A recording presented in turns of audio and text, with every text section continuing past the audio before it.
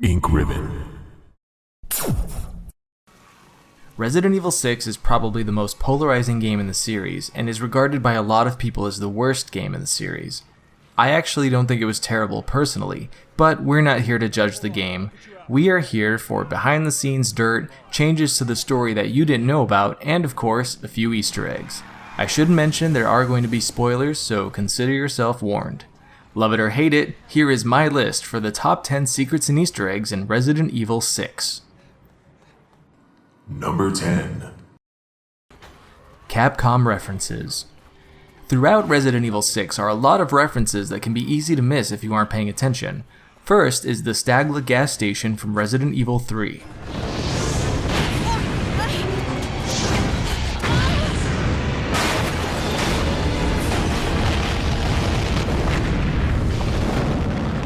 We can see the gas station in Leon's campaign, as well as the Stagla logo on Piers' EX costumes. The Ivy University in Tall Oaks, where Leon and Helena start their adventure, is also in Ace Attorney Trials and Tribulations. In the Mercenaries level Urban Chaos is an arcade featuring a collection of games by Capcom, including Commando, Ghosts and Goblins, Sun, Star Gladiator, and Vampire Hunter. In Leon's scenario, there is a nice little nod to Leon himself when you run into a rookie cop who is on his first day on the job, just like Leon was in Resident Evil 2. First day as a cop and already I'm in a shootout! Jake will sometimes whistle. If you listen closely, the tune he whistles is a variation of the music box theme from Code Veronica.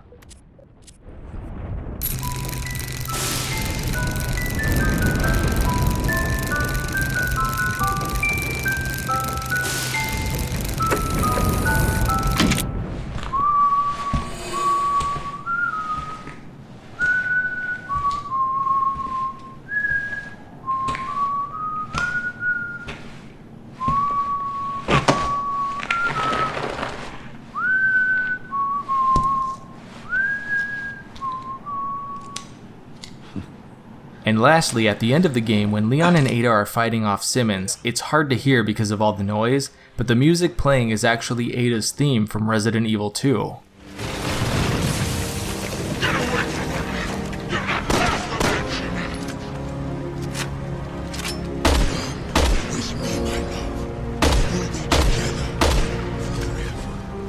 Not if I can help it. Number 9. Helena replaced Claire.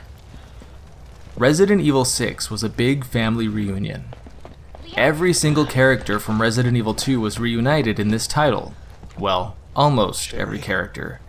Claire Redfield, who is my favorite female character in the series, was notably absent from this game and was replaced with Helena Harper as Leon's partner.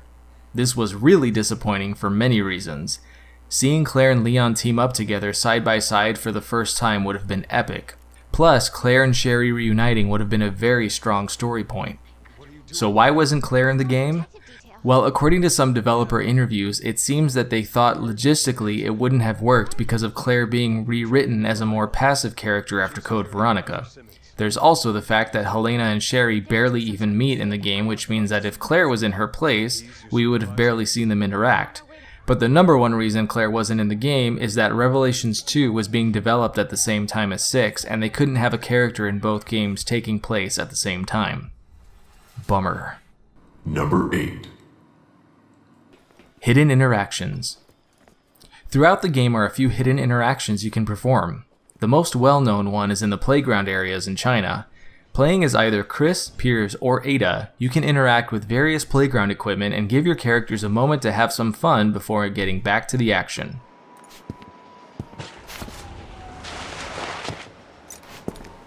Then there's Jake playing the piano. What's really funny about this is Jake isn't just playing, but he's a bit of a prodigy.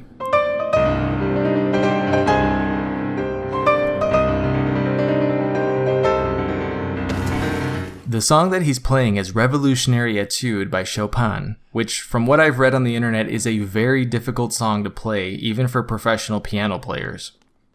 And then we have Sherry's interaction scenes. When she is locked in the room trying to reunite with Jake, she can interact with the TV,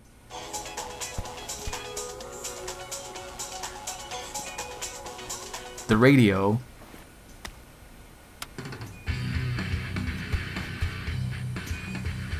and the bed, which is unexplainably gigantic.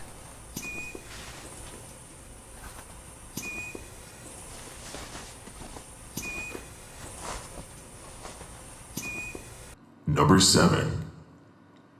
Piers' origins. You may assume that Piers was introduced to the series in this game, but he actually originated from a 5-book manga series called The Marhawa Desires that served as a prequel series to Resident Evil 6 and explains the backstory between Chris, Piers, and their team. This also makes Piers the only Resident Evil character in a game that was introduced from an outside source. Number 6. Evil Hands. One of the most annoying and terrifying enemies is the Roskaplange. Much like the Regenerators in Resident Evil 4, these guys can keep coming back to life and pursuing you, but there's a little Easter egg that is easy to miss that can really help with dealing with them. When you injure them enough, they will detach a hand and it will grab your character, forcing you to struggle. But if you can get it to jump at you near a microwave, you can get your character to toss it in, turn it on, and boom.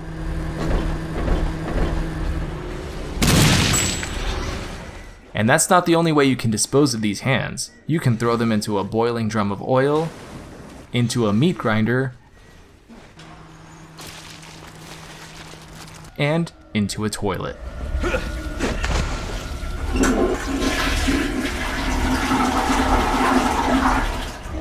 Number 5. Costume concepts.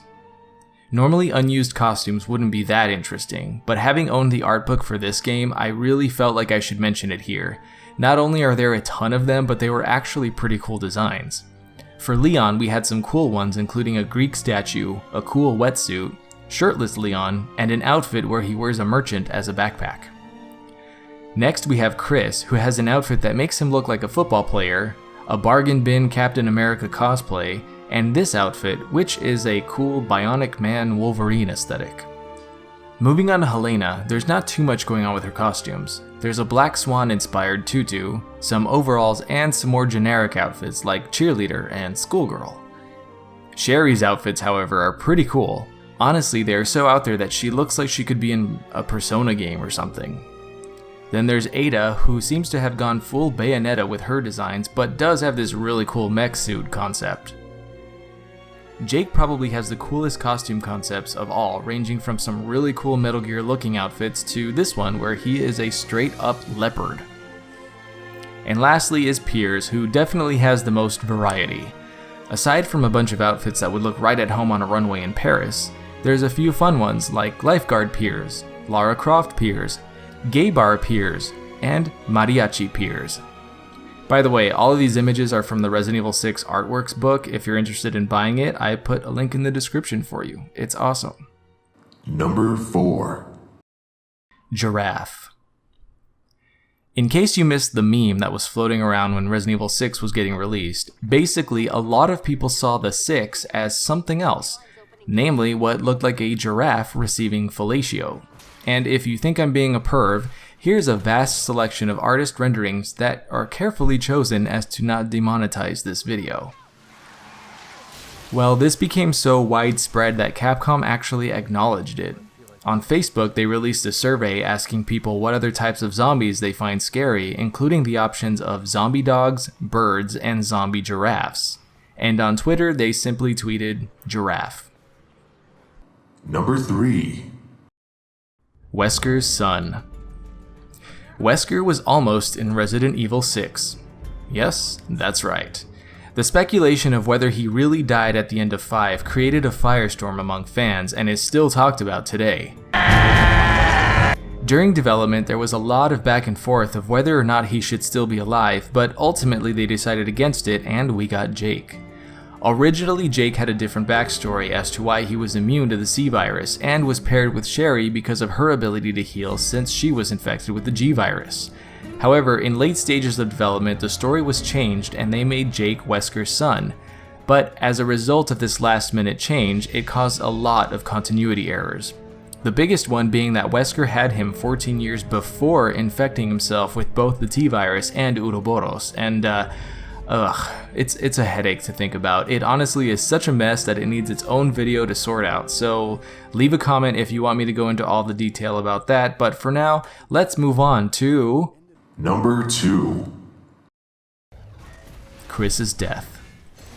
Speaking of last minute changes, can you believe they were going to kill Chris in this game? A lot of people felt like Chris's campaign was leading up to his death, and that's because it actually was. But during production, Capcom decided it wasn't a good idea and sacrificed Piers instead. I'm not 100% sure why either of them had to die at all, but I'm glad they didn't kill Chris.